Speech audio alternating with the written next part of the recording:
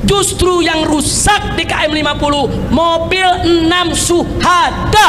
Nggak ada mobil polisi yang rusak, saudara. Karena kalau ada tembak menembak, tubruk-tubrukan mobil saudara, mobil polisi rusak juga dong. Nggak ada, saudara. CCTV itu kunci. Tolong dicari, Pak. Tolong dicari. Selidiki, Pak. CCTV itu di mana? Agar kami ini tidak suudzon kepada semua polisi. Karena masih banyak polisi yang baik, Pak. Masih banyak jenderal yang baik, Pak. Jangan sampai kami curiga kepada semua polisi. Cari itu CCTV KM 50, buka di depan publik, depan masyarakat. Di sana akan kelihatan siapa itu isi daripada mobil Land Cruiser hitam. Siapa itu komandan yang memberikan arahan. Dan itu menjadi bukti bahwa 6 laskar masih hidup. Dan CCTV itu nggak sampai di situ. Saat laskar keluar dari pintu tol Kerawang Timur, itu terekam CCTV. Saat laskar ditembaki depan hotel Novotel, saudara, itu juga ada CCTV di hotel tersebut. Itu juga tolong CCTV-nya diamankan. Begitu juga saat mobil dipaksa masuk kembali ke pintu tol Kerawang Barat, di situ juga ada CCTV. Bagaimana kondisi mobil saat masuk? Apakah bannya sudah pecah atau belum? Apakah sudah terluka atau belum? Sehingga jelas di mana tembakan itu terjadi. Dan sepanjang tol semua ada CCTV-nya. Dan di CCTV itu terlihat siapa saja petugas, saudara, yang hadir di KM 50.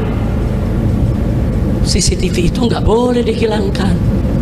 Maka itu kita minta tolong Pak Sigit, tolong Pak Kapolri, dengan hati yang tulus, dengan kecintaan kami sebagai rakyat kepada institusi kepolisian. Karena nggak mungkin kita hidup tanpa polisi, nggak mungkin, saudara. Berbahaya sekali Indonesia hidup tanpa polisi. Tapi hidup dengan polisi bejat lebih berbahaya, saudara. Maka itu kita minta kepada Bapak Kapolri, kami dukung Bapak, kami dukung kepolisian. Yuk kita bersihkan Polri dari seluruh oknum-oknum yang bejat, oknum-oknum yang zalim. Nah, kami tidak mau menuduh, Pak. Baik, kita nggak usah nuduh, Pak. Ayo kita keluarkan aja CCTV-nya. Nanti kan ketahuan, Pak, siapa yang terlibat di situ. Siapa itu yang ada di Land Cruiser hitam? Berapa sih Land Cruiser hitam itu nomor seri polisinya? Ada kok di CCTV, Pak. Ada. Semua mobil kelihatan, Pak. Apa betul ada mobil petugas yang diserang sama laskar, katanya dihancurkan dengan pedang, saudara? Kemudian dia punya bodinya disabet-sabet dengan parang. Apa betul? Nanti di CCTV kelihatan, Pak. Mobil yang mana itu yang disabet oleh laskar? Kenapa CCTV tersebut harus disembunyikan? Nah, jadi kalau kita mau bicara novum baru, itulah adalah novum baru.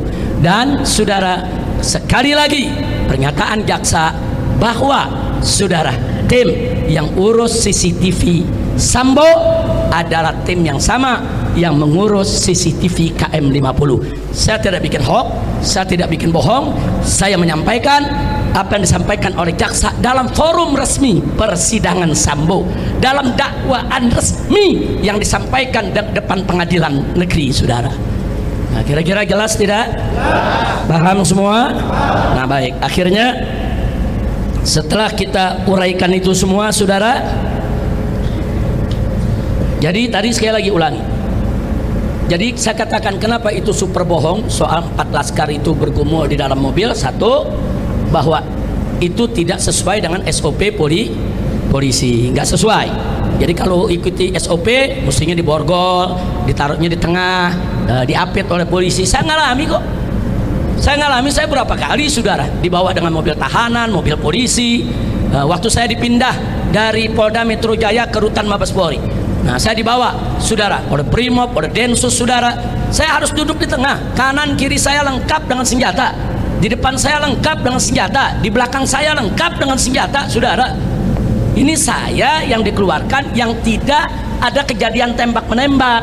Apalagi laskar yang katanya ada tembak menembak, berarti tahanan berbahaya dong. Kalau tahanan berbahaya ya borgol dong. Nah, bukan hanya diborgol, letakkan di tengah, diapit dong. Kalau nanti dia membunuh orang bagaimana? Kalau di tengah jalan lari bagaimana? Nah, jadi saya bandingkan dengan diri saya sendiri. Saya sendiri juga diperlakukan diapit kok. Enggak boleh. Saya waktu dibawa dari Rutan Salemba ke ke Lapas Cipinang, dikawal begitu, saudara. Waktu saya dibawa ke rumah sakit dikawal, waktu saya mau dilepas dibawa dulu ke Bapas, dikawal seperti itu kok.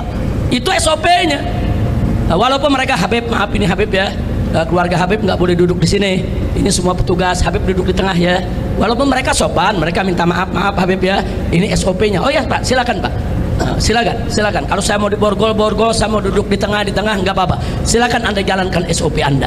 Waktu saya dipindah dari rutan Polda Metro berangkat ke rutan Mabes Polri, tangan saya diikat kok.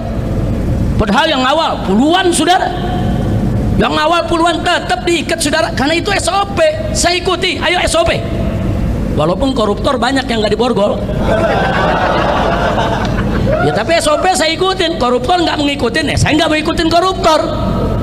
Kira-kira jelas gak?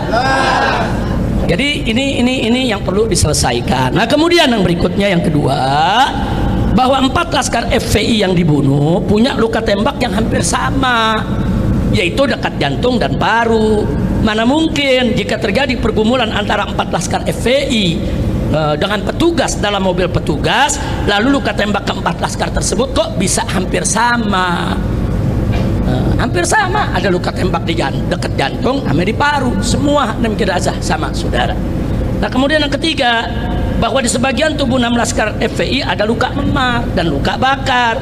Apa luka itu juga dilakukan terpaksa oleh petugas untuk bela diri di dalam mobil? Apa betul luka-luka itu menunjukkan ada penyiksaan? Luka tadi merupakan indikasi ada penyiksaan saudara. Nah kita mau tahu saudara, ya mereka ini disiksanya kapan? Sebelum melawan, saat melawan, atau disiksanya setelah jadi mayat? Nah, mesti dijelasin dong. Nah, jadi jangan ada kebohongan. Mudah-mudahan kita doakan agar Kapolri kita tidak melindungi oknum bejat di Polri.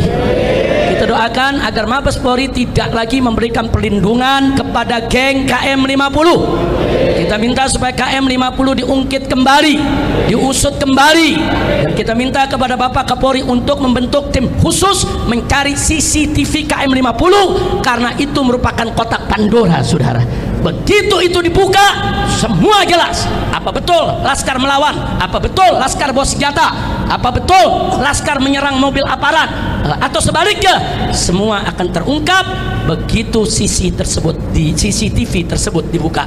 Dan Komnas HAM sendiri dalam laporannya menyatakan bahwa CCTV KM50 disita oleh polisi dan tidak diberikan ke Komnas HAM saudara.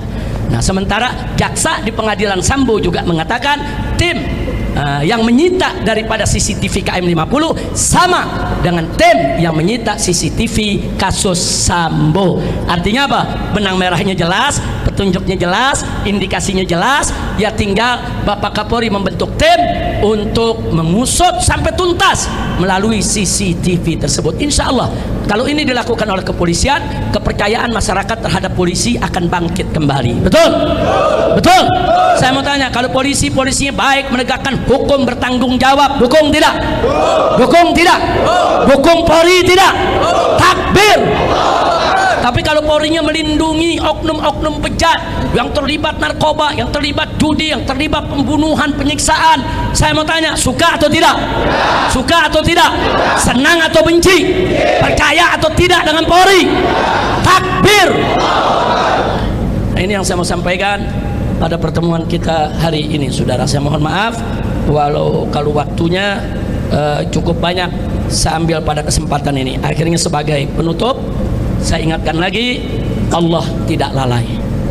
Allah tidak lalai. Satu persatu personil aparat kepolisian yang terlibat KM50 terungkap lewat kasus Sambo. Ternyata banyak anggota Satgasus Sambo terlibat dalam tragedi KM50. Nah, di antaranya yang terlibat, yang kemarin baru dipecat dari kepolisian, yaitu yang bernama Hendra saudara, Irjen Hendra. Ya dia sudah naik jadi Irjen. Hendra saudara, dia ikut siaran pers KM50 di Polda Metro Jaya. Nah ternyata saudara dia terlibat dalam kasus Sambo, dan dia terlibat juga saudara, yaitu pada saat siaran pers KM50. Nah saat ini sudah dipecat dari kepolisian. Alhamdulillah, mudah-mudahan